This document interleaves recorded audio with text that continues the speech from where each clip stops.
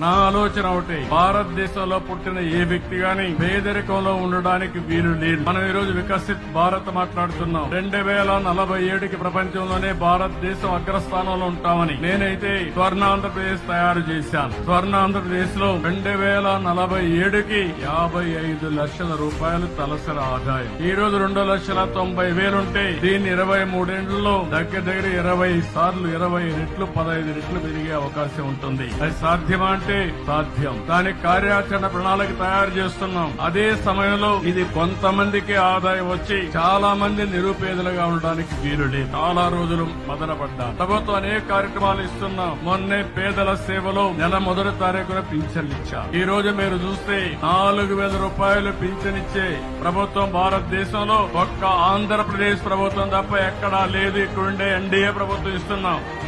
దివ్యాంగులకు 6,000 రూపాయలు ఇస్తున్నాం. ఒకప్పుడు 500 నేనే చేశాను. తర్వాత వచ్చిన తర్వాత 3,000 చేశాను. ఈ రోజు 6,000 రూపాయలు చేసే పరిస్థితికి వచ్చాం. ఎవరైనా కిడ్నీ పేషెంట్ గాని లేకపోతే కొంతమంది లెప్రసీ పేషెంట్ ఉంటే వాళ్లకు 10,000 ఇస్తున్నాం. బెడ్ కి పరిమితమైనటువంటి వ్యక్తులకి కుటుంబ సభ్యుల్ని కొంతవరకు ఆదుకోవాలని 15,000 రూపాయలు ఇస్తున్నాం. మీరు చరిత్రలో ఎప్పుడన్నా ఎవ్వరు ఈ వారిగా ఇచ్చింది లేదు. మానవతా దృక్పథంతో పనిచేసే ప్రభుత్వం ఈ ఎన్డీఏ ప్రభుత్వం అని చెప్పి మరొకసారి మీ అందరికీ విజ్ఞప్తి చేస్తున్నా.